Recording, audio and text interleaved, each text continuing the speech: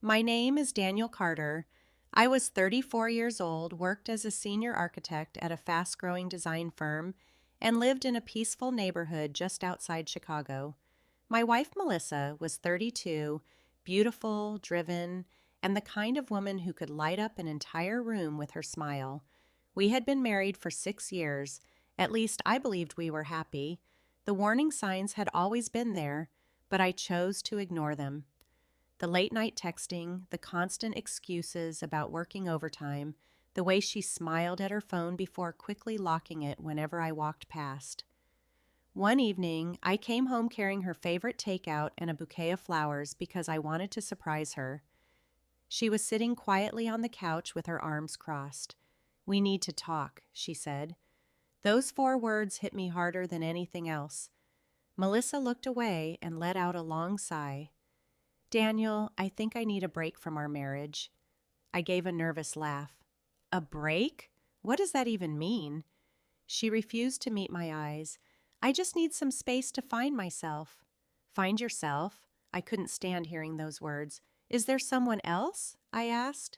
"No," she replied far too quickly. Then everything went silent. I stared at her for several long seconds. "How long?" "I don't know, maybe a few weeks." It felt as if someone had ripped a hole straight through my chest. I wanted to argue. I wanted explanations. But when I looked at her face, I saw something even more painful than anger. I saw guilt. The following morning, she packed 2 suitcases and walked away. 6 years of marriage reduced to 2 suitcases sitting by the front door. The house instantly felt cold and empty. For the first week, I barely slept. I kept checking my phone, hoping to see a message from her. Nothing ever came. Then I made a decision. I stopped waiting. I joined a gym. I started running every morning. I reconnected with old friends I hadn't spoken to in years.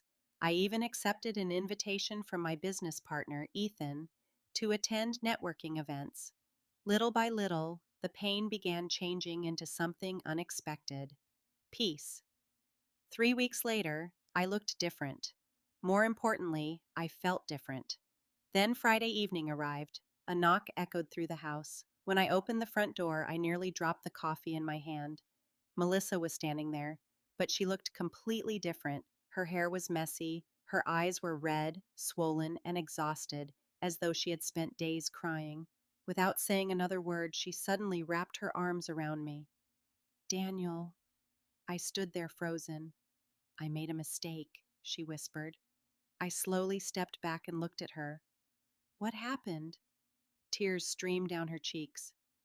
"The person I thought truly cared about me, he lied to me." The room fell silent.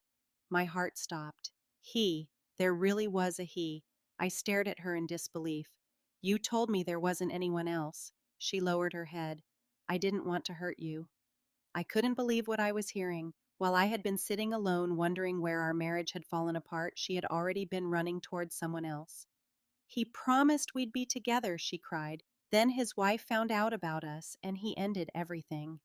I felt anger building inside me. Not because she cheated, not because she lied, but because I suddenly realized something far worse. I had never been her first choice. I was simply her backup plan. Melissa reached out and grabbed my hands. "Please, Daniel, I know I made a terrible mistake. I want us back."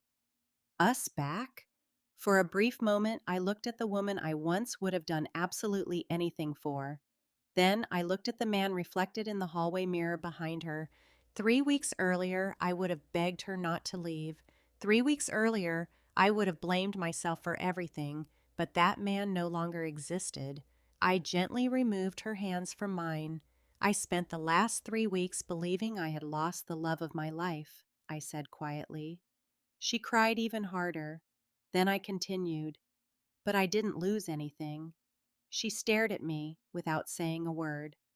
"I finally discovered who you really are." The color drained from her face. "Daniel, please." "No." I opened the door wider, not to invite her back inside, but to let her walk away. As she stood there crying on the front porch, I quietly closed the door. realizing something for the first time in weeks. Sometimes revenge isn't about shouting. Sometimes revenge is becoming someone they can never have again.